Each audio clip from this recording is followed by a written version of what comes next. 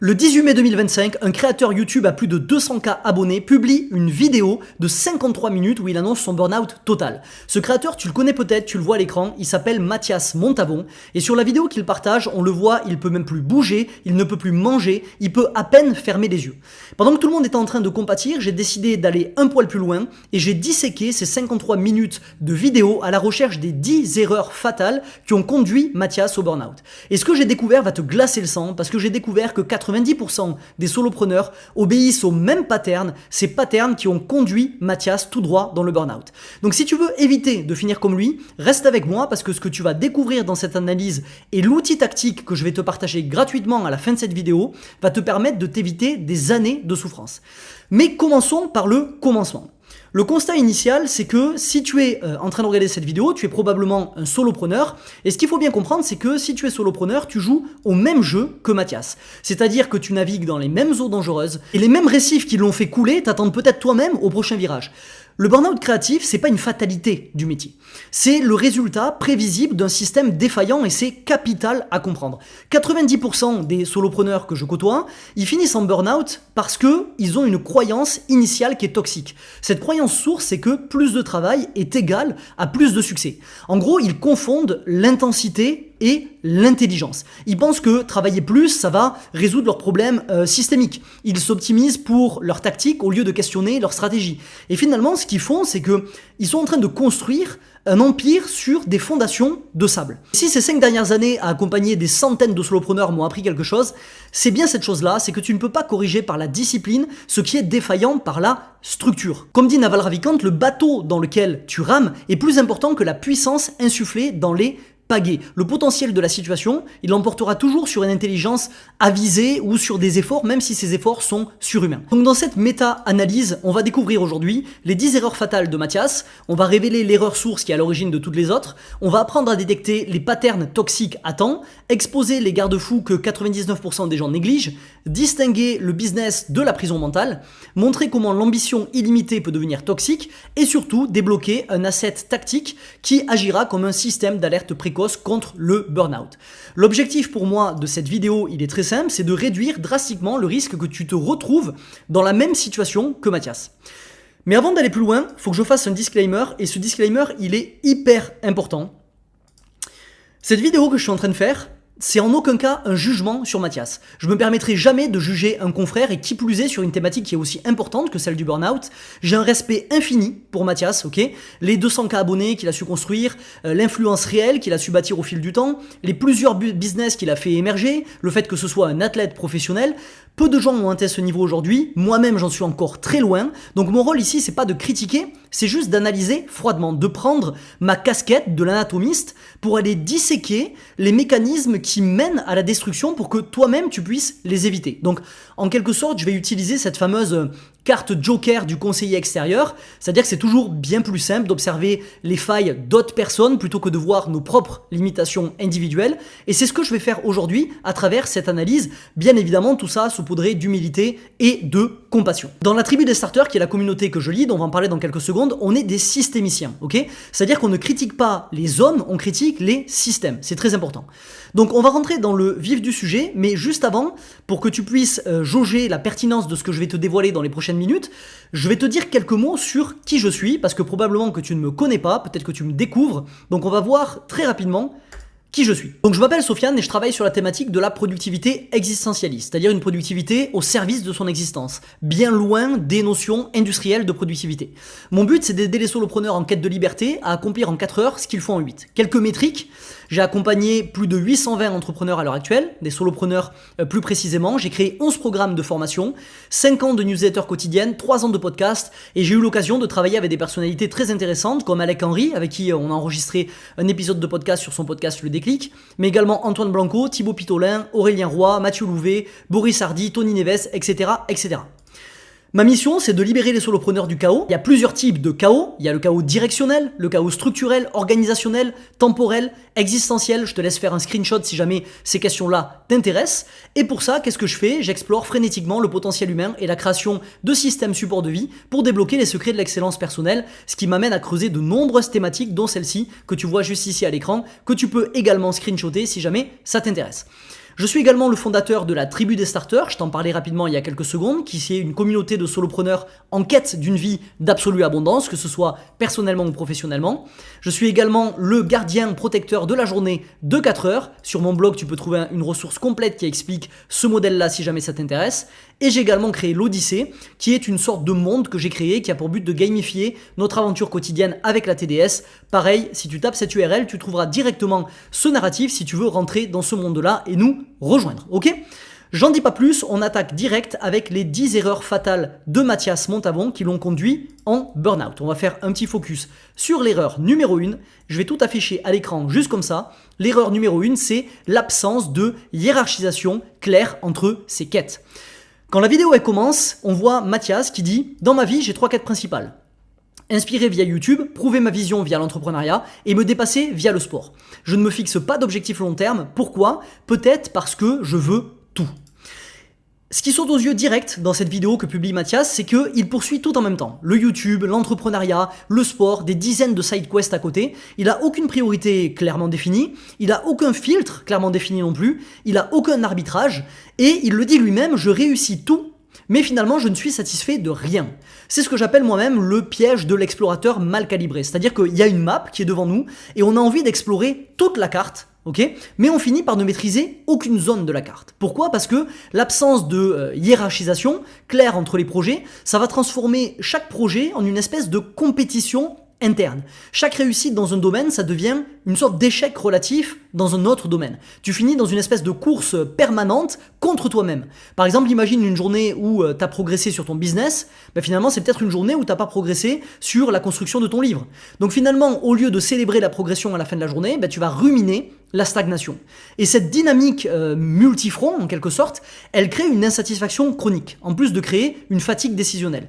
Tu n'es jamais vraiment en paix, tu n'es jamais vraiment fier, tu vis dans une sorte de purgatoire de l'insuffisance parce que réussir à 80% 5 projets, ça te donne l'impression d'échouer partout. Alors qu'exceller à 100% sur 2 projets, ça va générer une espèce de satisfaction qui est profonde. Parce que le cerveau humain, il n'est pas conçu pour gérer 15 priorités en simultané. Il a besoin de clarté, il a besoin de focus, il a besoin d'une hiérarchie d'objectifs clairs qui guident tes décisions quotidiennes et qui vont ajouter de la structure dans ton entropie psychique pour arriver à canaliser cette entropie-là. Sans ça, tu vas devenir ce qu'on appelle l'esclave du trivial plutôt que de devenir le maître du vital pour faire un clin d'œil à ce magnifique livre qui est Essentialism de Greg McCombs. Donc la solution, c'est quoi ? La solution, c'est de définir et de respecter une hiérarchie stratégique et d'être très clair finalement sur quelle est notre priorité numéro 1 à chaque instant et allouer toutes nos ressources sur cette priorité-là. Deuxième erreur qu'a fait Mathias, c'est la définition bancale du succès, c'est-à-dire que succès égale pour lui performance extérieure.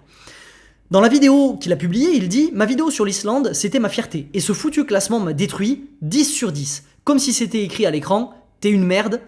Comme si c'était écrit, t'es une merde à l'écran. Alors 10 sur 10, c'est le classement de ta dernière vidéo sur les 10 vidéos qui ont le mieux performé sur YouTube. Donc en gros, quand il sort sa vidéo sur l'Islande, c'est la dernière du classement. Mathias, il avait externalisé son estime de soi, à l'époque où il était en voie vers le burn-out. C'est-à-dire que, en gros, il était devenu esclave du 10 sur 10. Cette externalisation de la validation, c'est un démon qui est redoutable parce qu'elle va transformer chaque métrique en jugement. Ta valeur en tant qu'être humain, elle va fluctuer avec tes KPI. C'est-à-dire que si ta vidéo, elle fait 50K, alors tu te considères comme un génie. Et si ta vidéo, elle fait à peine 10K vues, alors que d'habitude, t'en fais 50 ou 100, ben, tu te considères comme une merde et comme un imposteur. Et le problème, c'est que tu ne contrôles pas ces résultats. Tu peux pas les contrôler. L'algorithme, il est capricieux, le marché, il est imprévisible, les tendances, elles changent. Donc si tu bases ton estime de toi sur des variables que tu ne maîtrises pas, tu deviens fou. Il n'y a pas d'autre moyen de faire. Et c'est exactement ce qui s'est passé pour Mathias. Sa vidéo sur l'Islande, je l'ai regardée, elle était objectivement excellente. Elle était créative, elle était techniquement solide, elle était authentique. Sauf que YouTube lui a mis un 10 sur 10. Donc des mois de travail se sont transformés en une espèce de sentiment latent d'échec. Donc cette logique, elle est toxique, et parce qu'elle transforme finalement la création en une espèce de... comment on pourrait appeler ça ? Une espèce de roulette russe émotionnelle. Tu joues ta santé mentale à chaque publication. Donc la solution que je propose par rapport à tout ça, qui est une des solutions qui existent bien évidemment, c'est de redéfinir le succès en fonction de variables que tu contrôles. La qualité du processus plutôt que le résultat, l'apprentissage plutôt que la performance, l'alignement plutôt que la validation. Et c'est donc de construire un système de feedback interne qui est solide, qui ne dépend ni des autres, ni des métriques, ni des circonstances, etc. etc. C'est la deuxième erreur selon moi. La troisième erreur de Mathias, c'est l'accumulation chronique de projets non rentables. Il dit dans sa vidéo, la montre, c'est un projet du jour au lendemain. Je regarde mon compte, je vois 10 500 €, coût estimé 10 000 €, j'ai dit, bonne idée. Aujourd'hui, avec le recul, je peux vous le dire, c'était peut-être le pire projet de ma vie. Là, dans la vidéo, il relate le moment où il a voulu créer une montre et concurrencer le marché suisse avec la création d'une montre. Donc un autre mécanisme qu'on peut observer chez Mathias, c'est que chaque idée, ça devenait automatiquement un projet. Il n'y avait pas de filtre stratégique, il n'y avait pas de critères de sélection, c'est ce qu'on appelle le syndrome de l'alpaga, comme il le dit, c'est-à-dire qu'il voit un alpaga au Pérou à un moment pendant un de ses voyages, et il se dit putain, ça ferait une bonne idée de business. Et le problème, c'est que cette accumulation compulsive de projets, c'est que ça dilue des ressources, ça surcharge ton système et ça te fatigue inévitablement. Tu finis par avoir 10 projets à 20% d'avancement plutôt qu'un seul projet à 100% d'avancement. Mais le problème, il va plus loin que ça. Le problème, c'est également que Mathias, il lançait des projets sans expertise. Il n'avait jamais porté un projet de montre de sa vie, il connaissait rien à l'horlogerie, il le dit lui-même dans sa vidéo, ni au design, ni à la production, ni au circuit de distribution. Et donc il va prendre des décisions qui sont émotionnelles, qui ne sont pas forcément stratégiques. Il va suivre ses impulsions, pas forcément sa raison. Et ce coup-ci, c'est plus la roulette russe émotionnelle, c'est la roulette russe financière. C'est plus de l'entrepreneuriat, c'est une roulette russe financière. Tu accumules des paris qui sont risqués, tu disperses ton attention sur 15 fronts différents et finalement tu n'excelles nulle part. Tu t'épuises à maintenir des projets qui ne génèrent aucun résultat. Et chaque nouveau projet, ça va être une source de stress supplémentaire. Ça va être une deadline supplémentaire à ajouter sur ton deck de projet en cours. Ça va être une responsabilité supplémentaire à porter sur tes épaules. Et inévitablement, tu vas te conduire à une espèce d'épuisement, de stress, tu vas te noyer sous le poids de tes ambitions. La solution que je propose, c'est laquelle ? C'est d'installer un filtre stratégique implacable. Avant de lancer quoi que ce soit comme projet, pose-toi ces 3 questions. Est-ce que ce projet s'appuie sur mes compétences existantes ? Est-ce que ce projet a un ROI prévisible dans les 12 prochains mois ? Et est-ce que ce projet me rapproche de ma vision long terme ? Si la réponse à une de ces questions est non, abandonne le projet, sans exception, sans négociation, parce que c'est ça la vraie liberté finalement. C'est de dire non à 90% des opportunités qui sont pas top, pour dire oui aux 1% d'opportunités qui comptent vraiment. 4e erreur de Mathias, à mon sens, c'est le système de validation interne qui est inexistant. Il dit Mathias dans sa vidéo, j'ai lancé un groupe Discord pour choisir le design, 200 personnes, 10 messages par minute, j'ai pété un câble. Le problème à ce niveau-là, c'est que Mathias, il dépendait des autres pour valider ses choix. Les commentaires Discord, les coachs, les avis de ses proches, etc. Rarement lui-même finalement. C'est ce qu'on voit tout au long de sa vidéo. Et cette dépendance extérieure, elle va créer une espèce d'instabilité mentale qui est chronique. Quand tu as 200 personnes, tu as 200 opinions différentes, prendre une décision qui est claire dans ce chaos-là, c'est l'enfer. Tu peux pas rester aligné avec ta vision quand tu as 150 voix qui te tirent dans 150 directions qui sont différentes. C'est impossible, tu finis tout simplement paralysé. Et Mathias, il l'a voulu même, il le dit dans la vidéo, j'ai pété un câble. Parce que chercher la validation externe, c'est chercher l'impossible. Surtout quand tu as cette masse de feedback qui te revient. Il y a toujours quelqu'un pour douter. Il y a toujours quelqu'un pour proposer une meilleure solution. Et si tu bases tes décisions sur l'opinion des autres, tu perds ton pouvoir créatif. Tu deviens un espèce d'assembleur d'opinions, pas un créateur. Tu deviens un assembleur d'opinions. Tes créations, elles vont perdre progressivement leur âme, elles vont perdre peut-être leur pertinence, elles vont perdre leur authenticité, parce qu'elles viennent plus de toi, elles viennent du consensus. Et le consensus, par définition, il est fade. D'accord ? Donc Mathias, il a fini par le comprendre. Il le dit à un moment. Il le dit, je ne sais plus où j'ai mis cette citation, je crois que j'ai oublié de la mettre dans la mind map, mais il dit qu'en gros, il faut arrêter d'écouter son cœur et que il faut arrêter d'écouter les gens justement, mais que si ton cœur te fait ressentir qu'il te manque quelque chose, c'est parce qu'il a la réponse et qu'il faut l'écouter et aller vers cet instinct, apprendre à écouter cet instinct qui est plutôt naturel chez l'être humain. Donc se nourrir de l'avis de son audience, ok, mais en devenir prisonnier, c'est trop risqué, c'est pas forcément une bonne idée. La solution, à mon sens, c'est de construire un système de validation interne. Voilà, c'est juste ici que j'ai mis d'ailleurs la citation. Stop écouter les gens. Si ton cœur te fait ressentir qu'il manque quelque chose, c'est parce qu'il a la réponse. Alors assieds-toi et écoute-le vraiment. Ce système de validation interne, Il a pour but d'apprendre à faire confiance à son instinct, de développer sa capacité à prendre des décisions dans l'incertitude, de s'entourer de 2-3 personnes de confiance pour le feedback, pas de 200 personnes, et d'accepter qu'aucun projet ne sera jamais finalement unanime, parce qu'il y aura toujours des gens qui auront quelque chose à dire. Donc tout ça en revient à une seule et même étape, qui est finalement de dissocier sa propre valeur du succès d'un projet. Ok, erreur numéro 5, tendance à la suroptimisation compulsive.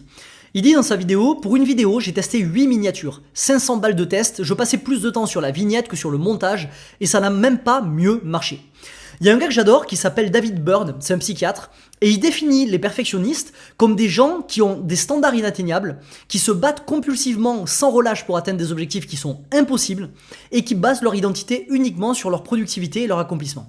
Et quand je lis cette définition, je ne peux pas m'empêcher de penser à ce qu'a vécu Mathias. Parce que l'optimisation pour lui, c'était devenu une obsession. Ça dénaturait son identité créative, l'art qu'il produisait jusqu'à maintenant se transformait en une espèce de science plus ou moins fade, ça perdait son âme, parce que tout était une question d'optimisation. Il est tombé dans cette espèce de piège de la suroptimisation compulsive. Chaque détail, ça doit être parfait, chaque élément doit être analysé, chaque choix doit être justifié par de la data. Et le piège avec cette approche, c'est qu'elle peut sembler rationnelle. On a toujours tous déjà entendu que la data, c'est le roi, c'est la reine plutôt, et qu'il faut toujours baser nos décisions sur de la data. Mais quand tu tombes dans de la suroptimisation, le problème, c'est que tu détruis ta créativité. La créativité, elle naît du chaos, de l'intuition, elle naît de l'imprévisible. Quand tu analyses tout, tu tues la magie finalement. Et tu transformes l'art en une espèce d'algorithme. Sauf que un algorithme, ça ne crée pas. Un algorithme, ça reproduit. Mathias, il nous dit... On n'avait plus la recette originale du tout en fait.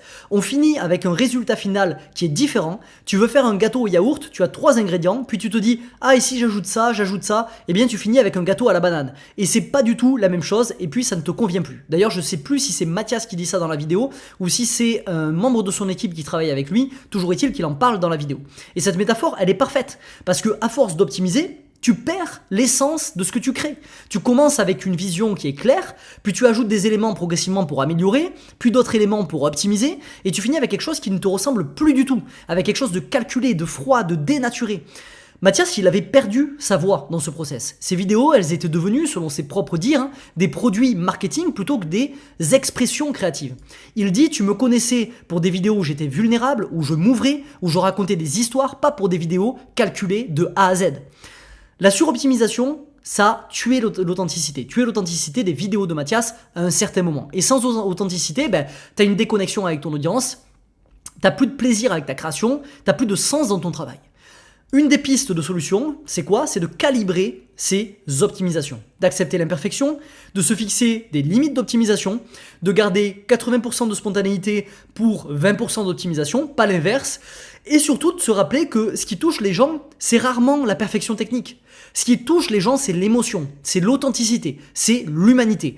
Mieux vaut une vidéo tournée à l'arrache exactement comme ce que je suis en train de faire avec un mind map comme ça, où je bute sur des mots, où je me reprends, où si j'ai envie de tousser, je tousse, si j'ai envie de boire un verre d'eau, je bois un verre d'eau, plutôt que des vidéos techniquement calculées avec une caméra 4K, des b-roll à tous les niveaux, des cuts partout, etc., etc. Parce que la connexion humaine surpassera toujours l'optimisation technique. L'erreur numéro 6, à mon sens, qu'a fait Mathias, c'est l'incapacité à créer des espaces de respiration. Il dit, juste ici, en Islande, j'ai compris que je ne suis jamais vraiment en vacances. Même sans filmer, j'ai toujours des idées en tête. Et on le voit, en effet, dans la vidéo, Mathias, même en vacances, il travaillait. Il souffrait probablement d'ailleurs de 2 choses, c'est-à-dire d'aucune zone tampon pour se régénérer dans son quotidien, mais aussi d'une confusion totale entre le plaisir et la productivité. Cette incapacité à se déconnecter, elle est hyper toxique parce que le cerveau, il a besoin de phases de récupération pour maintenir sa créativité. Sans respiration, tôt ou tard, ton système va s'effondrer. Mathias, il nous dit, le job que je me suis créé et que je ne serais même pas capable de nommer, c'est un job qui ne s'arrête jamais. Et même si tu ne filmes pas, tu as toujours des idées en tête. Cette hyper connexion au taf, elle détruit la qualité de la vie. Et paradoxalement, même elle détruit la qualité de ton taf par la suite parce que ton business est le reflet de ta vie personnelle. Et la créativité, elle naît dans ces moments de repos.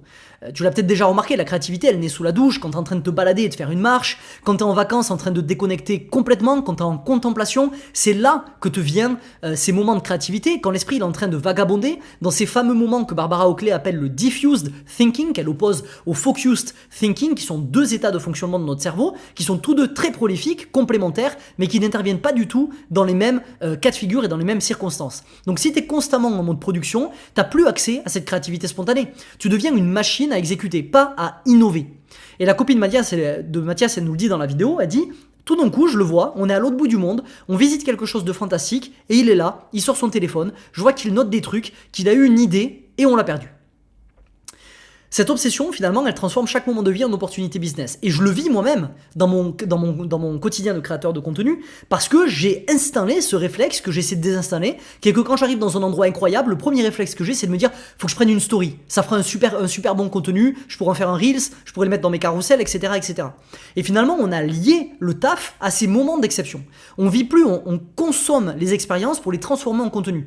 Les couchers de soleil, ils deviennent des espèces d'occasions de photos, les conversations avec des proches, ça devient des sources d'inspiration pour des idées que tu publies après dans ta newsletter ou tu fais une vidéo YouTube. Les voyages, ça devient des prétextes à création de contenu. Donc tu perds ta capacité à être dans l'instant présent, à simplement exister, à profiter. Cette dynamique, elle est vraiment insidieuse et c'est quelque chose que personnellement j'essaie de combattre activement parce qu'elle commence par quelques idées notées pendant les vacances, puis par quelques heures de travail rapide, puis des journées entières que tu passes à créer parce que tout simplement l'inspiration elle est là et tu veux pas la laisser passer. Et alors là, va faire la différence une fois que tu en as à ce stade entre ce qui est du taf et ce qui est du temps libre. Tout devient taf, tout devient travail. Donc une des solutions que je propose, c'est tout simplement d'être intransigeant avec la création d'espaces sacrés, avec des moments où le travail est strictement interdit, des lieux où tu ne peux pas travailler et des rituels de déconnexion. J'ai créé toute une ressource sur le rituel de déconnexion, le lien est juste ici si jamais tu veux aller explorer tout ça. Mais tout ça, ça revient toujours au même point, c'est apprendre à s'ennuyer, apprendre à être dans l'instant présent et à s'ennuyer, à contempler, à ne rien faire de productif, parce que c'est dans ces moments-là que germent nos meilleures idées. Ok ? On va passer maintenant à l'erreur numéro 7, mais tout d'abord, j'ai envie de te parler de l'asset tactique dont je t'ai parlé dans l'introduction, que j'ai créé, il est juste là, il s'appelle le détecteur, c'est le système d'alerte précoce contre le burn-out créatif. À partir de tout ce contenu que je suis en train de te partager, j'en ai fait un résumé qui est disponible dans cette ressource, mais en plus du résumé, tu vas avoir un système de scoring instantané en 4 zones pour tester ton niveau de risque au burn-out en 2 minutes chrono, tu vas avoir les 10 signaux d'alerte que 90% des solopreneurs ignorent avec des seuils critiques précis à surveiller, et tu auras également une checklist hebdomadaire de 6 personnes pour faire de 6 questions, pas de 6 personnes, pour faire de la prévention automatique et un plan d'action immédiat si tu es en état d'alerte. Tout ça, c'est dans la description. Tu cliques sur le lien, tu me dis où est-ce que je t'envoie ça et je t'envoie ça dans la foulée. On enchaîne avec la 7e erreur. La 7e erreur, selon moi, de Mathias, ça a été l'absence de filtre stratégique sur les idées. Il dit, le gars, il voit un alpaga, alors c'est ça, je crois que c'est sa copine qui dit ça plus précisément, le gars, il voit un alpaga au Pérou, il dit qu'il va commencer un business en ligne. On était au Machu Picchu et il a trouvé un pull sympa en ville et il s'est dit, il y a peut-être quelque chose à faire ici au Pérou. Toute idée, on le voit dans la vidéo avec Mathias, valait la peine d'être explorée. Il n'y a pas de tri stratégique, il n'y a pas de critères de sélection. Mathias, il était victime à cette époque-là, quand il était en voie vers le burn-out, de ce qu'on appelle le syndrome de l'objet brillant, mais version hardcore. Chaque stimulus, ça devenait une opportunité business. Chaque expérience était un projet potentiel. Et je suis d'accord sur le fait que, et c'est ça qui est tricky finalement avec le business, c'est que cette hypersensibilité aux opportunités, ça peut être un atout dans ta vie entrepreneuriale. Le problème, c'est que en ce qui concerne la qualité de notre existence, c'est dégueulasse, c'est une malédiction. Parce que les opportunités, elles sont infinies. C'est le fameux problème des trop nombreuses aiguilles, dont j'ai déjà parlé maintes fois dans ma newsletter et dans mon podcast notamment. C'est que les opportunités sont infinies et les ressources sont finies. Si tu poursuis toutes les opportunités, tu n'en saisis aucune. C'est impossible. Tu deviens un chasseur de papillons, toujours en mouvement, mais jamais en capture. La copine de Mathias, elle l'avoue, elle dit « Il a plein d'idées, c'est génial, je ne dis pas, mais il y en a tellement qu'inévitablement, il y en a des bonnes et des mauvaises. Et même les mauvaises, en fait, il les développe. Et il en perd beaucoup, il perd beaucoup de temps et d'énergie dessus. » Cette logique, elle est destructrice parce qu'elle enregistre un trop-plein de projets qui crée une dispersion qui est permanente, une incapacité à aller au bout de ces projets-là, une espèce de frustration chronique à ne jamais terminer ce qu'on commence, et surtout elle empêche la spécialisation. Parce que quand on se penche sur le secret de l'excellence, ce qu'on peut voir, et notamment sur toutes les théories qui sont relatives à la pratique délibérée, ce qu'on peut voir, c'est que l'excellence, ça naît de la répétition, ça naît de l'approfondissement, ça naît de la maîtrise progressive d'un domaine. Et si tu changes de domaine toutes les semaines, tu restes éternellement étudiant. Il n'y a aucun moyen que tu puisses accumuler de l'expertise en agissant comme ça. En fait, tu accumules des expériences, mais tu n'accumules pas l'expertise. C'est une approche amateur, entre guillemets, qui peut fonctionner au début quand tu te lances dans un nouveau métier, mais quand tout est nouveau et quand l'enthousiasme vraiment il compense cette absence de compétences, mais rapidement tu vas atteindre un plateau. Et tu vas stagner. Et tu vas te retrouver face à des concurrents qui ont choisi la profondeur plutôt que la largeur, et tu vas te retrouver complètement dépassé par ces concurrents-là. Donc une des solutions que je propose, c'est d'installer un second filtre stratégique implacable. Et avant de poursuivre une idée, tu te poses systématiquement ces 3 questions. Est-ce que cette idée, elle s'appuie sur mes compétences actuelles? Est-ce que cette idée, elle me rapproche de ma vision long terme? Est-ce que j'ai les ressources nécessaires pour l'exécuter? Et à nouveau, si la réponse est non à l'une de ces questions, tu notes l'idée et tu passes à autre chose. Parce que dire non à 99% de ces idées, c'est dire oui à l'excellence sur les 1% des idées restantes, comme on l'a vu un peu plus haut. Ok, 8e erreur maintenant. 8e erreur, c'est la délégation mal structurée. Il dit dans sa vidéo, Mathias, j'ai dû apprendre à virer des gens plus vite que je les embauchais. C'est un autre truc qu'on voit vraiment dans la vidéo de Mathias, c'est qu'il procède à des embauches rapides, des embauches sans structure, il délègue de façon incomplète et il finit avec plus de charge mentale que s'il n'avait pas délégué. À nouveau, c'est pas un reproche, je tiens à refaire le disclaimer en plein milieu de la vidéo, je le referai à la fin. Je ne prétends pas être capable de faire mieux que Mathias sur ces missions-là, c'est des choses qui sont infiniment complexes. Ici, je porte juste ma blouse d'analyste et on fait vraiment une autopsie froide, dépourvue de toute émotion et on se dit ce qui a merdé pour pas que nous on le reproduise. Autant toi que moi, c'est autant une vidéo pour toi qu'une vidéo pour moi, ok ? Donc il délègue de façon incomplète, et le problème c'est qu'il finit avec beaucoup plus de charge mentale que s'il n'avait pas délégué. Et cette erreur elle est très classique chez les solopreneurs qui essaient de scaler. J'ai bossé avec pas mal de solopreneurs qui passaient à travers de cette problématique là, parce qu'on pense que déléguer c'est donner des tâches à quelqu'un, mais c'est loin d'être uniquement donner des tâches à quelqu'un. En réalité, bien déléguer ça demande plus de travail au début. Il faut former la personne, il faut créer des process qui sont clairs, il faut définir des standards qui sont des standards de qualité, il faut mettre en place des systèmes de feedback pour améliorer ces standards là, ces SOP, ces checklists, il faut construire une culture d'équipe pour pas laisser les gens naviguer à vue. Et de ses propres mots, Mathias, il a sauté ces étapes. Il embauchait des gens sans les former correctement, il leur donnait des responsabilités sans leur donner des outils, et puis il finissait par tout superviser, tout corriger, tout refaire, parce que inévitablement, c'était mal fait.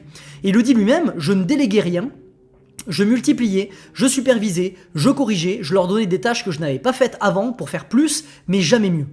Et cette approche, c'est un enfer managérial. Parce que tu multiplies les interlocuteurs, mais tu divises pas la charge de travail, tu passes plus de temps à coordonner qu'à créer finalement, et tu deviens un goulot d'étranglement humain à ton propre business. Et le pire, c'est que ça s'améliore jamais, ça devient de pire en pire. Parce que sans process clair, chaque nouvelle embauche, elle va reproduire les mêmes erreurs, les mêmes patterns, les mêmes problèmes. Tu finis avec une équipe de 10 personnes qui génère plus de chaos, plus de charge mentale, plus de stress qu'une seule personne finalement.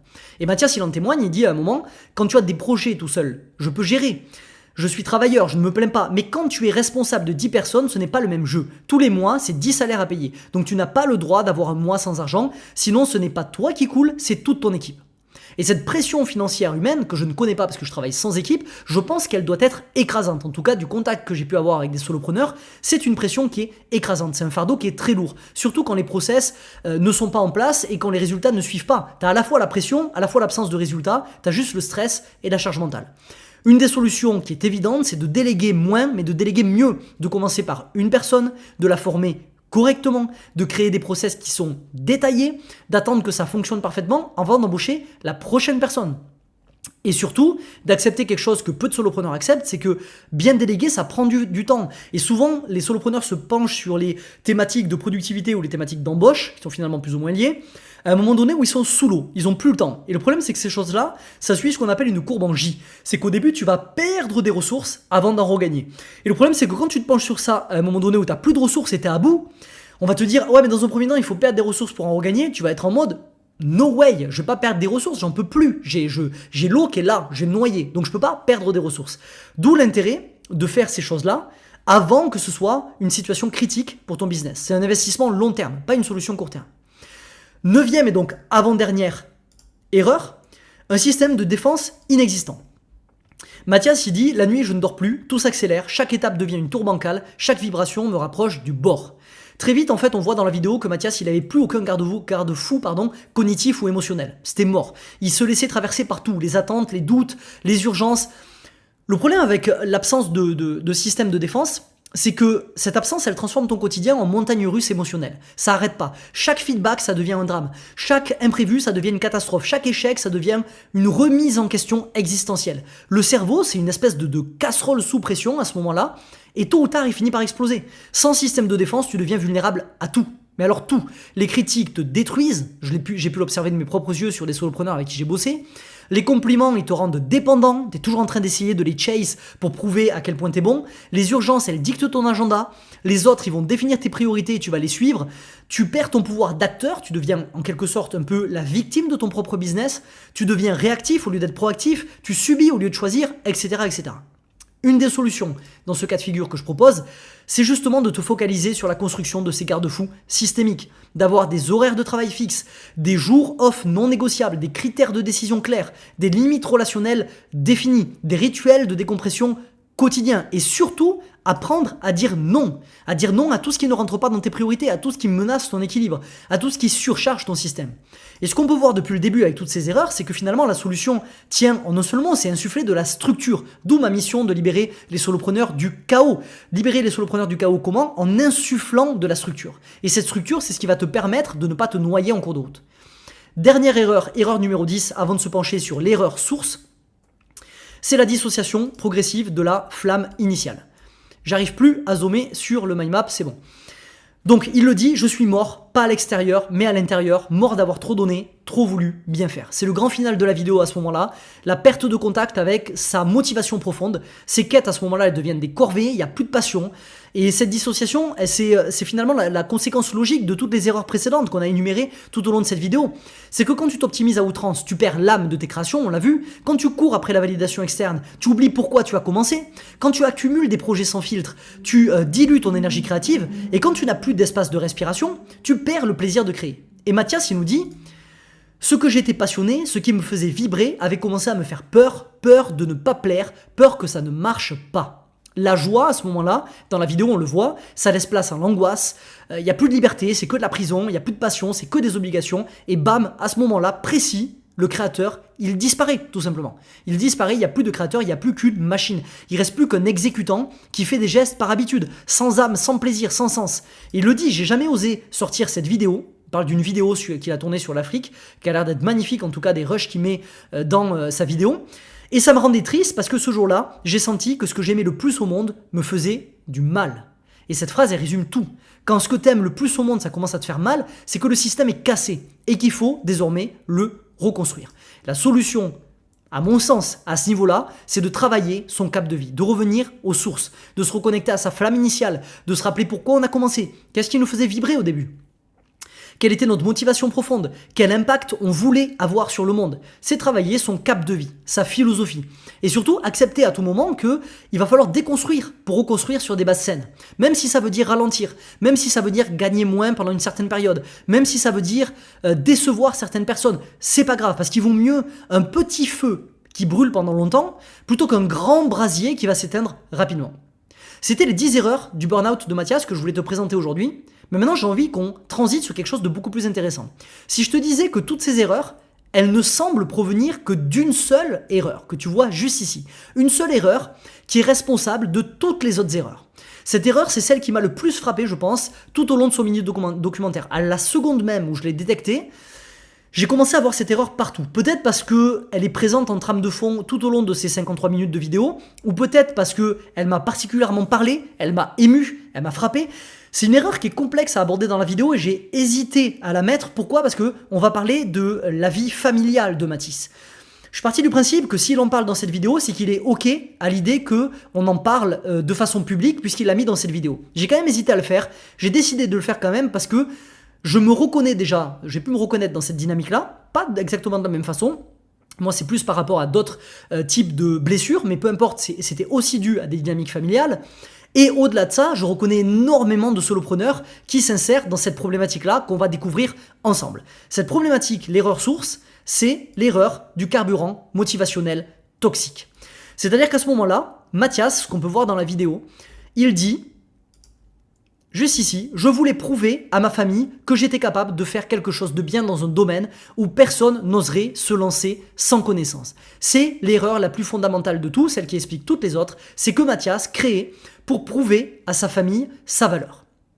Mathias, il était mu par une espèce de carburant toxique qui est ce besoin de validation parentale. Il nous dit, à 18 ans, quand j'ai décidé de suivre cette voie, j'étais le seul à y croire. Tout le monde autour de moi en doutait et voulait me protéger des risques. Mais je me suis toujours accroché à une chose, l'idée qu'au fond, ils espéraient avoir tort, qu'un jour, je leur prouverais qu'ils avaient tort, qu'un jour, ils seraient fiers. L'hypothèse que je fais, moi, quand je lis ces phrases de Mathias, c'est qu'il ne crée pas uniquement pour l'amour pour la création, il ne crée pas uniquement pour l'impact, il ne crée pas uniquement pour le plaisir, il crée majoritairement pour prouver qu'il a raison, pour valider ses choix de vie auprès de ceux qui doutent, pour transformer le scepticisme de ses parents en fierté. Et quand je te dis que ça touche beaucoup de solopreneurs et que j'ai pris mon exemple en particulier, c'est que souvent, des solopreneurs se lancent dans la quête de construction d'un business pour prouver à des proches soit qu'ils valent la peine, soit qu'ils sont suffisants, soit qu'ils ont les épaules. Et donc du coup, ils se lancent dans cette espèce de quête de construire des choses qui les dépassent pour prouver leur propre valeur, pour sortir de ce qu'on appelle le purgatoire de l'insuffisance et de cette sensation latente qu'ils ne sont pas suffisants dans tout ce qu'ils font au quotidien. Et le piège avec ce carburant, qu'on voit juste ici, c'est que il peut sembler puissant au début, parce qu'il génère une espèce d'énergie qui est folle, il te donne une espèce de détermination à toute épreuve, une capacité à vraiment surmonter les obstacles. Et, il disait, lui, ma mère qui ne croyait pas en moi, mais franchement, faire des vidéos, ce n'est pas un vrai métier, tu ne voudrais pas faire un vrai travail, a fini par devenir ma plus grande supportrice, grâce à ce carburant aussi. Parce que ça brûle fort, ça brûle vite, mais tôt ou tard, il faut obligatoirement changer de carburant au risque d'exploser en plein vol. C'est ce qu'on appelle finalement le modèle mental de la fusée, en tout cas je l'appelle comme ça, j'ai fait une ressource dessus, si tu veux aller la consulter, qui explique typiquement la nécessité d'utiliser ce carburant noir au début si on en a envie, si on en a besoin, et puis la nécessité de très vite transiter quand on est en orbite, quand la fusée a décollé vers un carburant qui est beaucoup plus puissant, qui est beaucoup plus long terme et beaucoup plus sain et qui va nous permettre de durer justement sur la durée. Donc cette motivation toxique, elle explique l'ensemble des erreurs systémiques qu'on a pu voir. La première, c'est l'externalisation de la motivation. Donc tu crées plus pour toi à ce moment-là, tu crées plus pour ton plaisir, pour ton art, pour ton impact, tu crées pour prouver quelque chose à quelqu'un. Parce que chaque projet, à ce moment-là, ça devient une espèce de pari existentiel. Si j'y arrive, je mérite mon existence. Si j'y arrive pas, je ne mérite pas mon existence. Chaque vidéo, ça devient un test de validation. Chaque business, ça devient une démonstration de légitimité. T'es plus un créateur à ce moment-là. T'es l'avocat, en quelque sorte, de ta propre existence. La deuxième conséquence systémique de ce carburant noir, c'est que les échecs deviennent insupportables. Un échec, ça devient pas juste un échec, ça devient pas juste une donnée ou un feedback du marché. Finalement, ça devient la preuve que papa et maman avaient raison. Que tu n'es qu'un rêveur naïf, que tu ferais mieux de trouver un vrai travail. Et quand tu as une peur comme ça derrière toi, je peux te dire que tu vas courir vite, parce que c'est horrible. Mathias, il dit, aujourd'hui, ce n'est pas de la fierté que je vois dans leurs yeux, c'est de l'inquiétude. À chaque repas, je fais semblant. Je leur raconte des histoires sur mes projets, sur comment tout va finir par marcher. Ne vous inquiétez pas, mais ce qu'ils voient, ce sont les résultats. Et contrairement à mes mots, ils ne mentent pas. Cette pression qu'il subit, Mathias, ça transforme les échecs en remise en question existentielle, en preuve subjective de son imposture. Et je dis subjective parce que pour lui, évidemment, qui a cette blessure, il récolte ses données sur le terrain et il se dit « Ok, si j'en arrive là, c'est une justification du fait que je suis un imposteur. » Il y a de fortes chances que, de façon extérieure, personne ne pense que c'est un imposteur. Ceci étant dit, c'est une preuve subjective de son imposture. La troisième conséquence systémique de cette erreur, c'est les décisions biaisées. Ça va saboter ta prise de décision. Au lieu de choisir ce qui est bon pour ton business, tu vas choisir ce qui va faire du bien aux yeux des autres. Tu vas lancer des projets pour impressionner, pas pour être efficace. Le projet de la montre, c'est la plus belle illustration de ça. Chaque décision irrationnelle, que prend Mathias tout au long de sa longue descente vers le burn-out, elle fait parfaitement sens quand on pondère cette décision-là avec cette motivation initiale. Bien évidemment que si ta motivation c'est de prouver à tout le monde qu'ils ont tort, ben tu vas avoir des projets de plus en plus gros, de plus en plus impressionnants, qui prouvent ces projets-là ta valeur. Donc il voulait montrer qu'il pouvait vraiment réussir dans n'importe quel domaine, même sans compétences, même sans expertise initiale, même quand il y connaît rien finalement. Ben, il le dit, je connaissais rien à l'horlogerie, je n'ai jamais acheté de montre, je n'ai jamais même porté de montre. Mais il l'a quand même fait, parce que réussir dans l'horlogerie, sans expertise, c'était la preuve ultime qu'il avait eu raison de faire confiance à ses rêves et il pouvait le prouver à ses proches. Quatrième conséquence de ce carburant toxique, ça crée une pression qui est insoutenable. Chaque résultat, ça devient le reflet de ta valeur personnelle. Pire que ça, c'est de ta capacité à avoir eu raison contre tes parents. Donc tu veux le prouver. Cette pression, elle est écrasante. Elle va transformer la création en une espèce de fardeau, de torture. Il le dit, Mathias, par rapport à sa vidéo qui a été filmée en Afrique. Ce que j'étais passionné, ce qui me faisait vibrer, avait commencé à me faire peur, peur de ne pas plaire, peur que ça ne marche pas. Je me disais, bon, les lions c'est cool, mais si je leur présente pas avec un monk mode pour améliorer leur productivité, les gens s'en foutent. Il fait allusion à une vidéo qu'il avait sortie sur le monk mode qui avait hyper bien marché apparemment.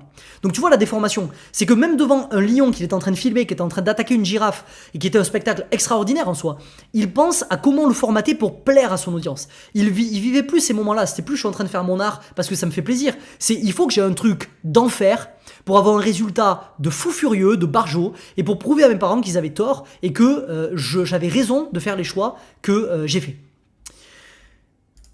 Tout ça, ça conduit dans un cycle infernal. La motivation toxique qui est externe du coup, crée ce cycle où plus tu échoues, plus tu dois prouver, plus tu prends des risques, plus tu prends des risques, plus tu échoues, plus tes parents ont l'air d'avoir raison, plus ils ont l'air d'avoir raison, plus tu dois prouver le contraire, et ainsi de suite jusqu'à l'effondrement. Et Mathias, il en arrive à cette conclusion qui est déchirante. Il dit « Je reçois des appels, trouve-toi un vrai travail tous les 3 dimanches, mais ce n'est pas de leur faute. Tout ce que je voulais, c'est qu'elles me comprennent, qu'elles comprennent pourquoi je me levais tous les matins avec un nœud à l'estomac. » À ce moment-là, je crois qu'il parle de sa mère, en persistant. Sauf que dans ses yeux, je ne voyais qu'une seule question, toujours la même. Est-ce que ça vaut vraiment le coup ? Je te jure que ça vaut le coup, mais dans ma tête, certains jours, je me demandais si elle n'avait pas raison. Et cette phrase, encore une fois, elle résume tout. Quand ta motivation elle dépend de la validation des autres et surtout de quelque chose d'aussi puissant que la validation de ta famille, tu finis par douter de toi-même, tu perds confiance en tes choix, tu remets en question tes rêves et tu commences à croire que tes parents avaient peut-être finalement raison puisque tu n'as pas de preuves concrètes dans la matière, selon toi, selon ton cerveau évidemment qui est biaisé à ce moment-là, qui justifie le fait que toi-même t'as raison. Et à ce moment-là, t'es fini parce que t'as perdu la seule chose qui compte vraiment, c'est la foi en ta mission. Et la solution à ce moment-là, c'est quoi ? C'est de retrouver un carburant intrinsèque. C'est de changer de source d'énergie, de passer d'une motivation externe à une motivation interne, de créer parce que tu aimes créer, de te reconnecter à ce qui a fait que tu t'es lancé en premier lieu. Entreprendre parce que tu aimes résoudre des problèmes, parce que tu aimes aider les gens. Pas pour prouver quoi que ce soit à qui que ce soit. Et c'est ce que Mathias semble avoir fait, puisqu'à la fin de la vidéo, il exprime très bien, quand il dit avoir retrouvé sa flamme, il dit « Mon why, c'est de prouver qu'on peut tout risquer, qu'on peut tomber 1000 fois et se relever 1001. C'est de montrer que dans ce chaos, il y a du sens. C'est ça qui me fait tenir, même quand tout me crie d'arrêter. » Et on sent qu'avec ce pourquoi, il touche à quelque chose de plus profond, à une espèce de mission qui le dépasse, qui le transcende. Okay, on est vraiment dans le dernier échelon, la transcendance de la pyramide de Maslow. C'est un impact qu'il veut avoir sur le monde, indépendamment de ce que pensent ses parents d'ailleurs à ce moment-là. C'est ce carburant-là qui est durable. C'est ce carburant-là qui nourrit sans épuiser, qui permet de tenir sur le long terme. Dans l'Odyssée, le narratif dont je t'ai parlé tout à l'heure, on dirait que Mathias, il était possédé par le Dominus. Le Dominus, c'est un démon qui nous pousse à nous conformer aux attentes des autres, à chercher leur validation, à prouver notre valeur selon leurs propres critères et pas selon nos propres critères à nous. Et le Dominus, il fait ça, il transforme tes rêves en obligations. Il transforme toutes tes créations en espèce de plaidoirie. Donc briser les chaînes du Dominus, c'est retrouver sa souveraineté créative qu'on cherche tous en tant que starter dans la tribu des starters.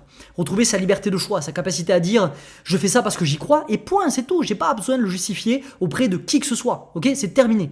Parce que finalement, cette capacité-là, cette souveraineté créative, elle conditionne toutes les autres. Si ton carburant il est toxique, toutes tes décisions elles vont être empoisonné. Si ton carburant il est pur, tes décisions elles vont s'aligner naturellement, fluidement dans ton quotidien et dans ta vie.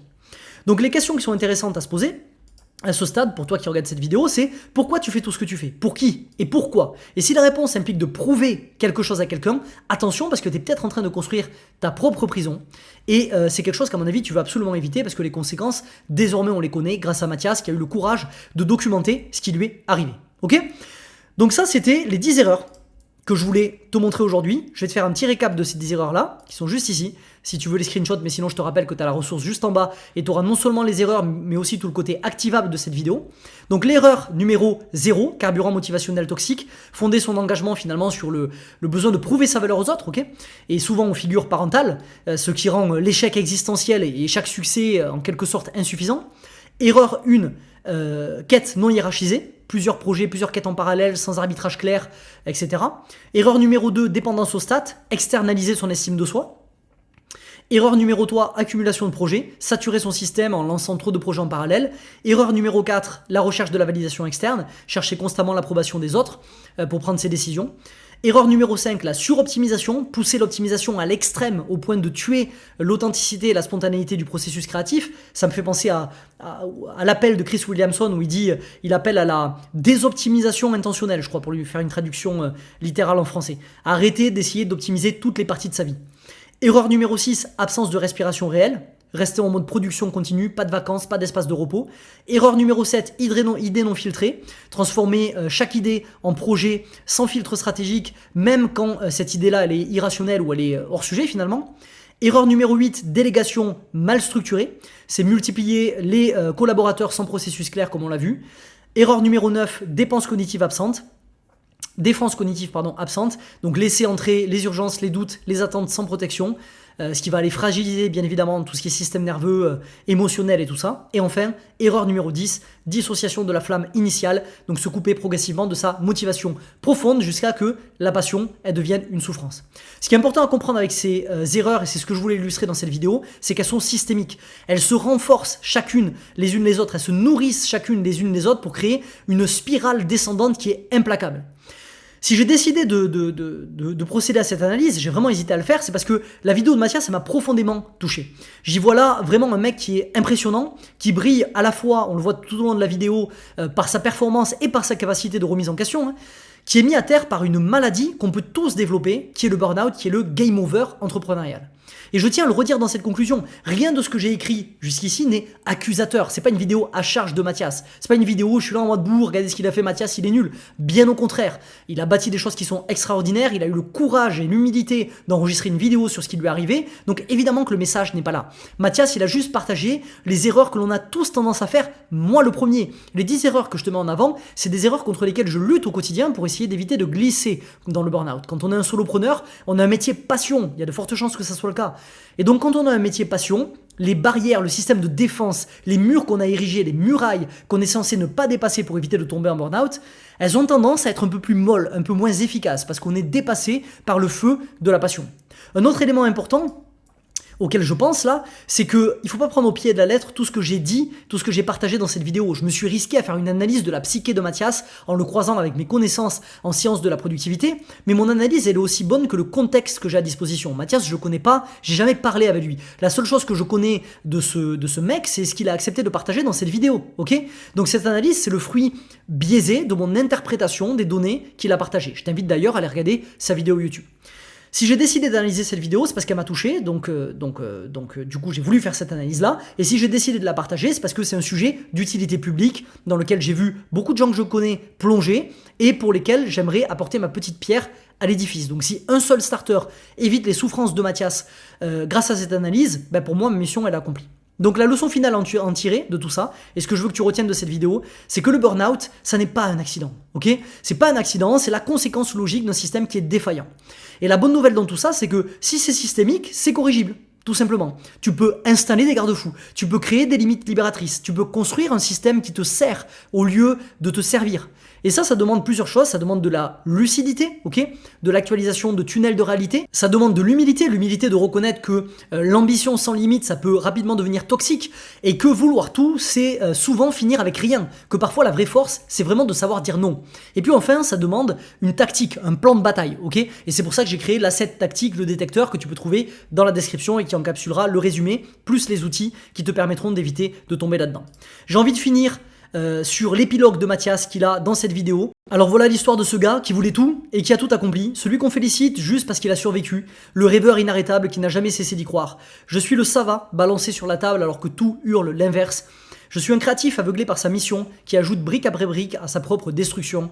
Je suis mort, pas à l'extérieur, mais à l'intérieur. Mort de quelque chose que tu ne peux pas voir. Mort d'avoir trop donné. Mort d'avoir voulu trop faire. Mais c'est tombé sur toi, tant mieux. Alors je laisse une trace. Des images immortelles que ni le temps ni l'espace ne pourront enterrer. Pour celui qui tombera dessus, quand lui aussi sera à bout, qu'il se reconnaîtra un peu et reprendra son souffle. Parce qu'au fond, je suis ce gars qui croyait que l'audace suffisait et qui a compris que parfois, le prix à payer, c'est soi-même. J'ai sincèrement des goosebumps, des frissons en lisant ces mots finaux, cette phrase finale, ces phrases finales de Mathias. Je pense que s'il a contribué un tant soit peu à lutter contre le burn-out, il peut être hyper fier de lui. Et si cette vidéo peut avoir un humble effet et apporter une petite pierre à l'édifice, cette analyse-là et l'asset tactique qui vient avec, j'en serai terriblement fier. Donc je te remercie de m'avoir écouté jusqu'ici. C'est tout pour moi aujourd'hui. Si tu as kiffé cette capsule, n'hésite pas à t'abonner à la chaîne et à la partager autour de toi. Ça va permettre à notre mouvement de grandir, de bâtir petit à petit une des plus grandes communautés de solopreneurs libres en France. On se dit à très vite dans une prochaine capsule. En attendant, souviens-toi, chaque nouvelle journée débute avec 2 choix, évoluer ou répéter. À toi de choisir, mais n'oublie pas, tu es acteur de ta vie. Un jour une action. C'était Sofiane. Ciao ciao.